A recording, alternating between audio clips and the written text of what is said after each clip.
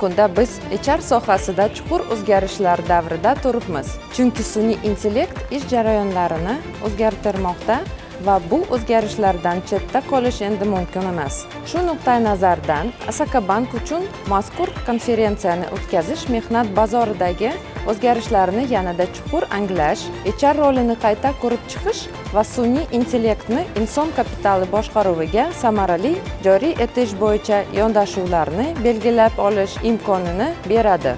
Muhokamalar shuni ko'rsatdiki, sun'iy intellekt insonni almashtirmaydi, balki uning imkoniyatlarini oshiradi va bunday sharoitda Asaka Bank kabi yirik moliyaviy institutlar uchun eng muhim vazifa xodimlarning uzluksiz rivojlanishini ta'minlash va yangi kompetensiyalarni shakllantirish hisoblanadi.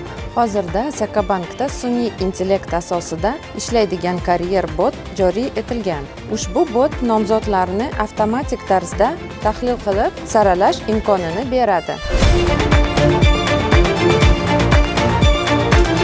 Bugungi kundagi konferensiya seminarimiz ko'p savollarimizga javob berdi. Xalqaro spikerlar tomonidan xalqaro tadqiqot institutlarini tadqiqotlar bilan bo'lishdi.